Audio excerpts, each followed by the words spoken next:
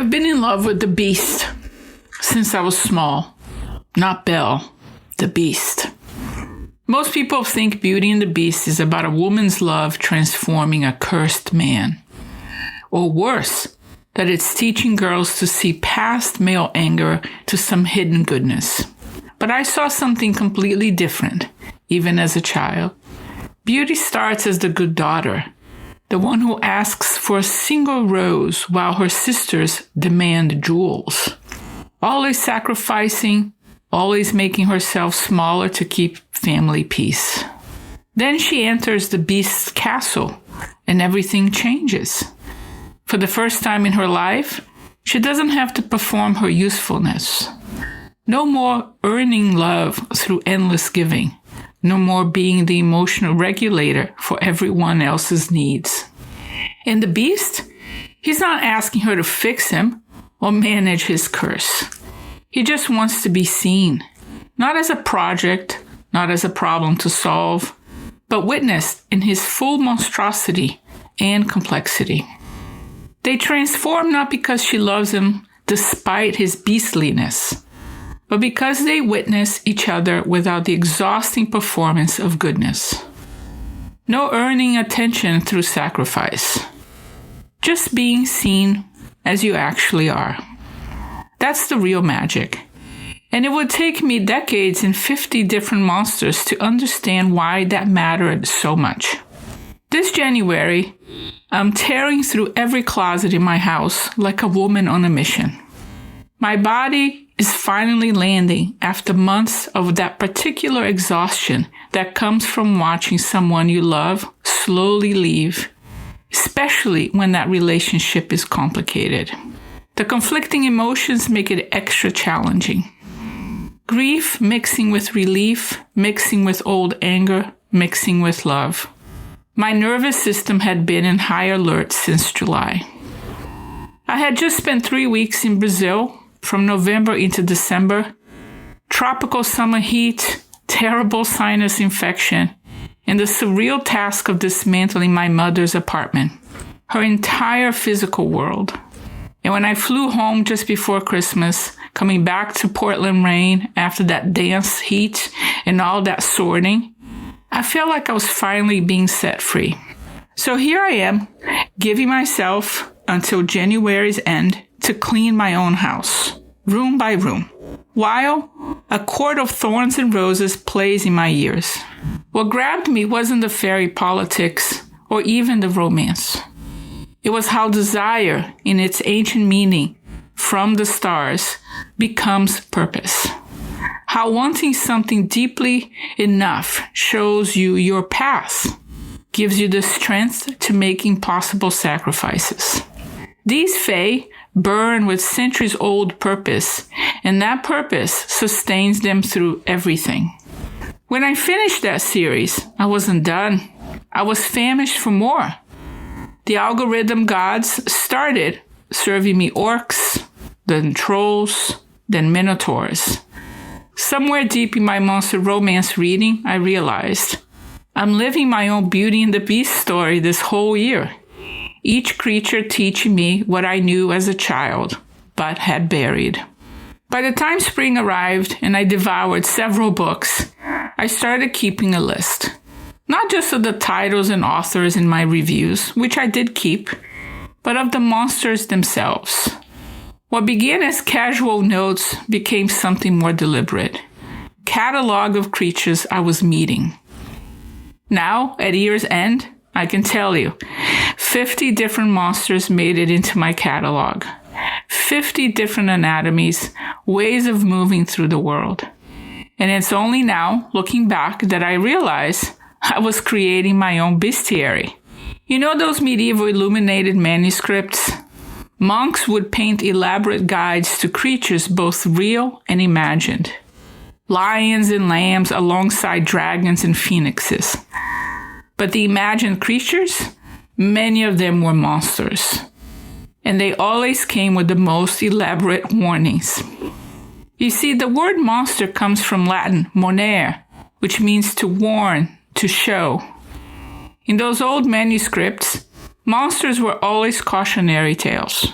The basilisk, whose gaze kills, teaching about the dangers of pride.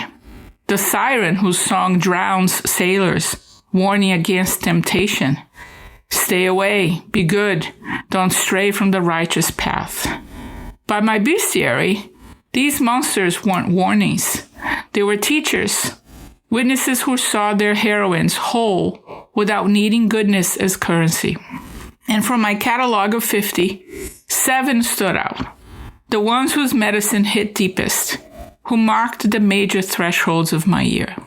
So let me take you through these 7 teachers, starting with the ones who found me first.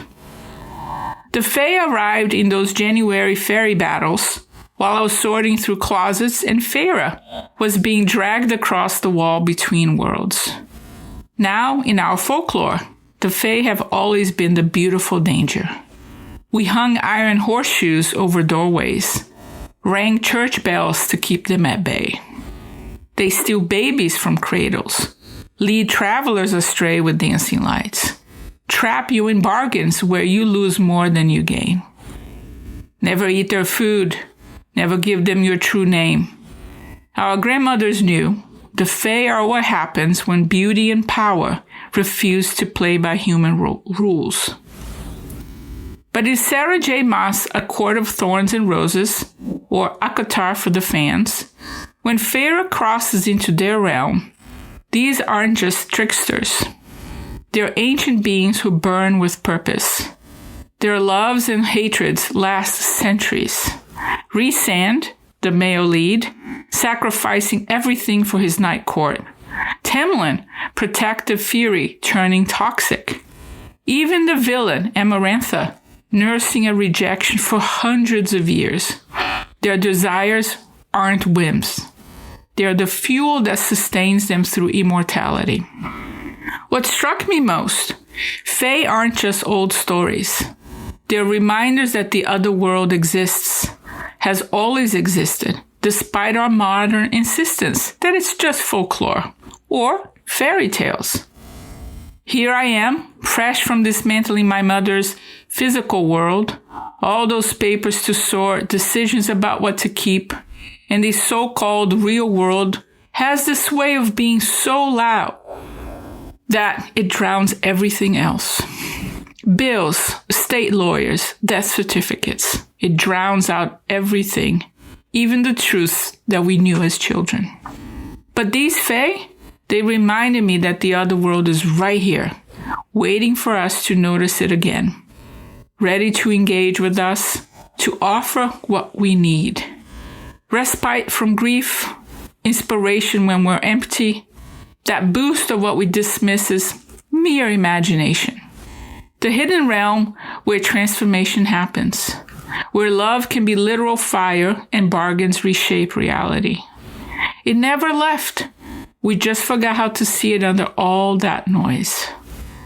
The Fae reconnected me to that child who knew other worlds existed, who didn't need proof beyond the burning in her chest when she heard a really good story.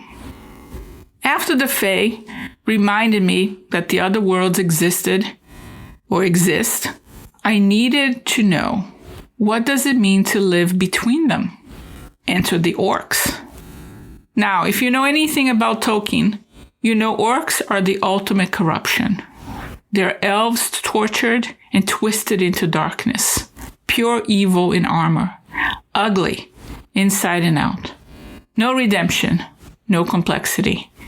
Just monsters to be slain by heroes on their way to save the world.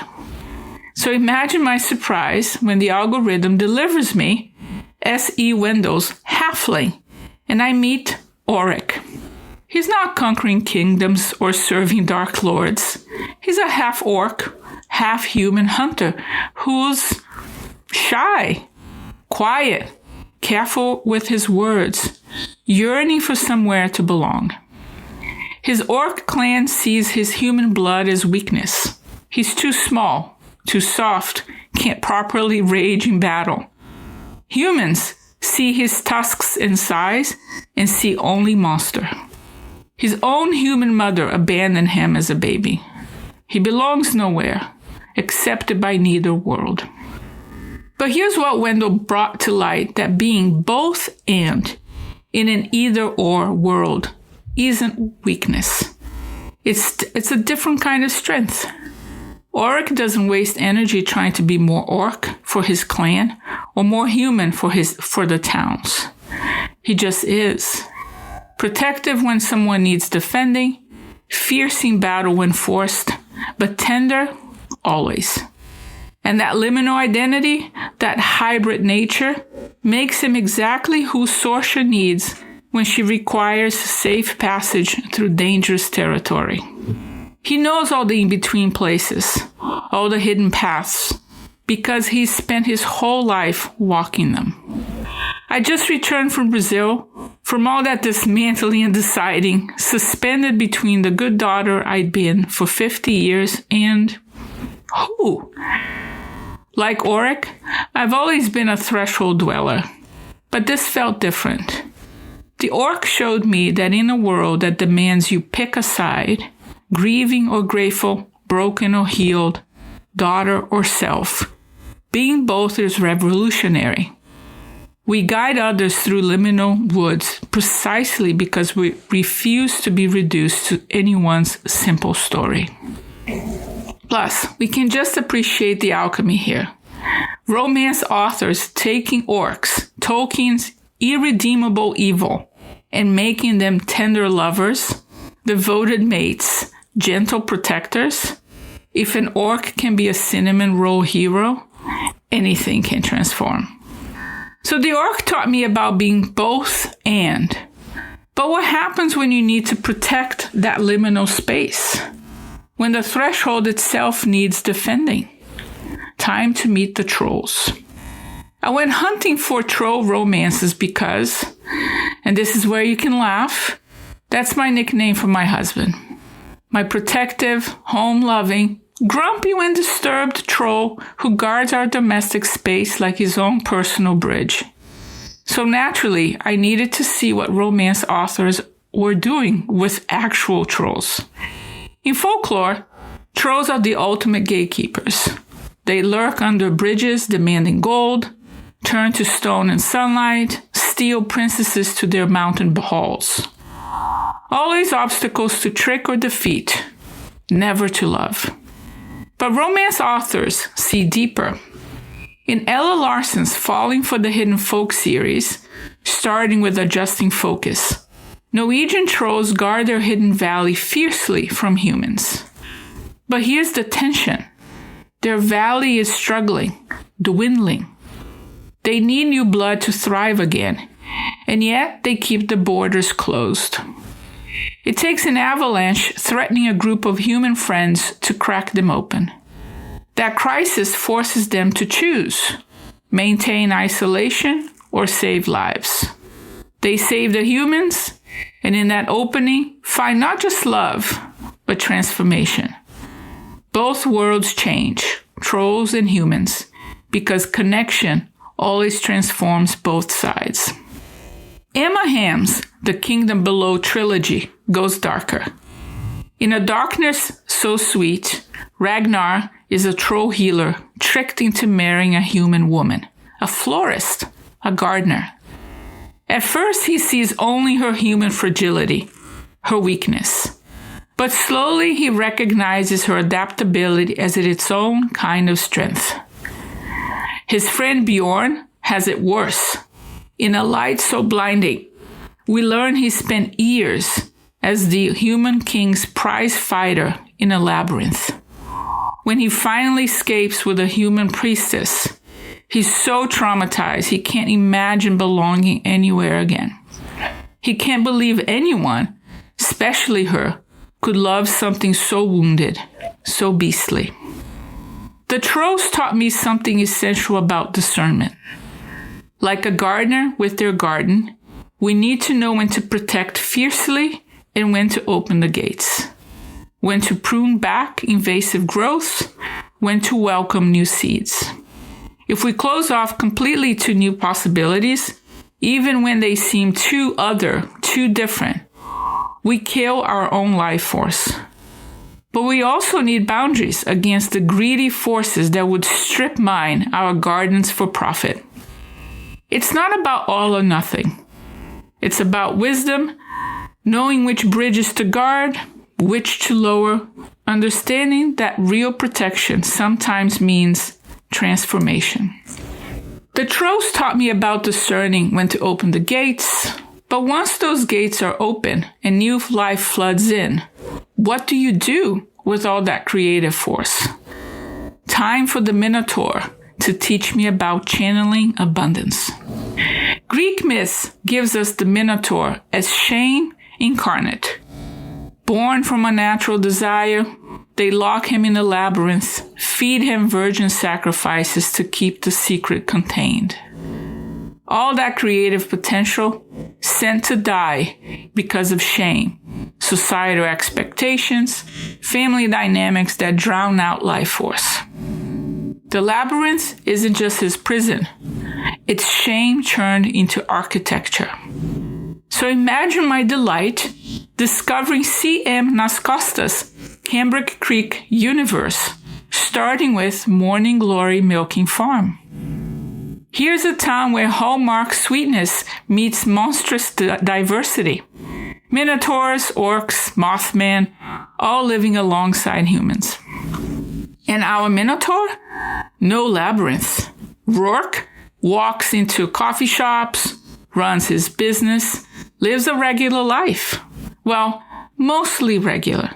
He does visit the milking farm because, let's be practical, Minotaur biology means abundant production that would literally clog the plumbing if not managed.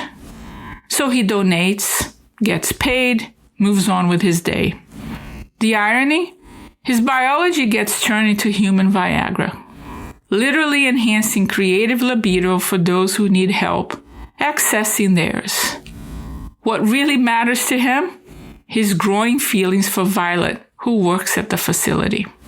The Minotaur taught me about creative life force, not as something shameful to hide, but as abundance that needs the right channels. For 50 years, my creative energy has constantly been leaking, siphoned off by family members who wouldn't do their own healing work. Always on call for someone else's crisis, someone else's drama, someone's refusal to grow. That constant drain meant never feeling my creativity at full flow. Now, no more leaking. The abundance is staggering. Articles are pouring out, podcast episodes, and I'm even daring myself to start my first romance novel. Turns out the life force was always there, waiting. It just needed to stop being extracted by people who preferred my emotional labor to their own transformation. The Minotaur showed me, channel your gifts where you choose, because creative overflow isn't monstrous excess to manage. It's renewable resource, flowing where it's meant to go. I'd found my creative flow channeled into my own Cambric Creek universe. But abundance means nothing if you're still starving in other ways. Sometimes you need death itself to teach you how to truly feed. In fantasy lore, liches are the ultimate abomination. Sorcerers who sold their souls for immortality, becoming skeletal undead through the darkest magic. They're a walking decay, everything life abhors. So when I picked up Layla Faye's lich romance, I braced for horror. What I found was the tenderest resurrection story. Virgil the Lich needs a bride to save his dying race. He chooses a human dancer who's been carefully managed. Her keepers at the orphanage keep her on strict diets, monitor her weight, tell her no one will want her unless she stays slim. She's technically alive, but barely surviving, rationed down to almost nothing. And this creature of death, he feeds her, actually feeds her, not just food, but care, attention, the radical permission to take up space. He tends her like a garden that's been drought-stricken, watering her back to life. By the end, they create a child together, literal life from death. The Lich taught me that sometimes what looks like death is exactly what resurrects you. My mother's death freed my life force from being constantly split. For years, I lived within carefully drawn boundaries, taught to be useful, but never expand beyond what she could tolerate. Always tending my creative garden with one hand while protecting it from her envy with the other. Not starvation exactly, but a careful rationing of self. Keeping joy small enough not to trigger, keeping success quiet enough not to threaten. Here's what Virgil showed me. After that kind of rationing ends, you don't just suddenly feast. You're like that dancer, unsure how to take up space, suspicious of abundance. Resurrection is slow, patient work. It's learning to receive without constantly calculating the cost. It's someone seeing your careful portions and saying, you can have more. My mother couldn't celebrate my joys. They reminded her of what she'd never claimed. Now she's gone, and I'm learning what that orphan dancer learned. The thing everyone calls monstrous, death itself, might carry the exact medicine you need. Not because death is romantic, but because sometimes endings are the only way beginnings can find you. The Lich knows death and life aren't enemies. They're collaborators, creating space for what was never allowed to grow. The Lich showed me how death resurrects what was carefully rationed. But resurrection is one thing. Claiming joy after generations of sorrow, that requires a different teacher entirely. Enter the serpent whose gaze turns you to stone. Medieval bestiaries warned that basilisks kill with a glance, poison the ground with their breath. They're death incarnate, the serpent king whose very presence destroys. So naturally, Lindsay Strobe makes them seduction tutors in Kiss of the Basilisk. Temperance, or Tem as she goes by, must train with Caspin, the serpent king, to be chosen by the human prince as his queen. A wild bachelor theme, but with basilisks. The whole thing reads like a fever dream. Nighttime lessons in caves, learning desires power, discovering her body's own magic. But underneath the delicious tension, I found something that struck me. Tem's mother is distant, carrying unnamed grief.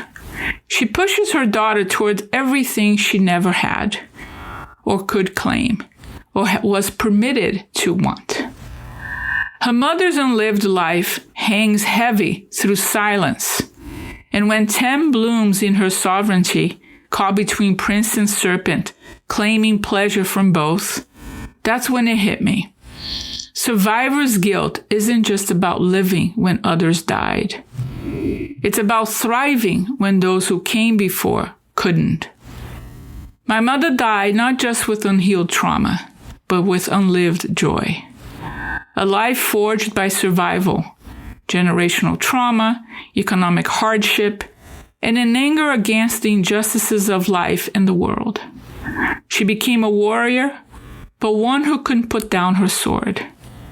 That hypervigilance that saved her life became the blade that cut anyone who got close, including those of us who loved her. And here's the complexity that tears you apart. When mothers sacrifice their pleasure, daughters who claim it can feel like betrayal. Every joy becomes accusation. Every success highlights their lack. By being happy, truly, freely happy, we make visible everything they were denied. We become walking proof of what they could have had in a different life, with different chances, with the healing they never got. But the basilisk teaches something radical. We don't honor our dead by joining their deprivation. Tem's mother might have not smiled at her daughter's pleasure, but that doesn't mean Tem should stay small. I'm finally learning what Tem discovers in those cave lessons. Desire itself becomes the antidote to inherited sorrow. Not because it erases the past, but because it insists on a different future. The serpent's gaze doesn't have to petrify. Sometimes it awakens what was always there, protected fiercely from criticism and envy, waiting for the day you wouldn't need armor anymore. Waiting for the day you could be happy without apologizing for it. The basilisk gave me permission to claim joy without apology. But permission is just the beginning. How do you integrate all these transformations? How do you become proper guardian to your own life's force? Sometimes the most unlikely teacher shows you how to finally claim your ground. Scarecrows are strange creatures when you think about it. Neither fully real nor fully pretend, forever suspended between being and seeming. They stand in fields with borrowed clothes and straw hearts, human enough to fool the birds, but never human enough to leave their post. In Naomi Lucas and Mel Braxton's The Scarecrow's Queen, a young woman inherits land where a scarecrow has stood sentinel for over a century. When she tries to throw him out, he's just old junk, right? He discovers he can shape-shift into human form. But here's the thing. He's terrible at being human in all the ways that matter. He comes off cold, distant, accidentally rude because he doesn't understand social cues. When they finally fall in love, he has no idea how to be romantic, how to navigate intimacy. Touch is foreign. Tenderness is a language he's never learned. But he learns, not just because he's bound to the land, but because he loves her. Love makes him want to bridge that gap between what he was and what he's becoming. The Scarecrow taught me about integration. For decades, I was like a scarecrow standing far from the land that could sustain me. My life force constantly leaking toward others' emotional demands.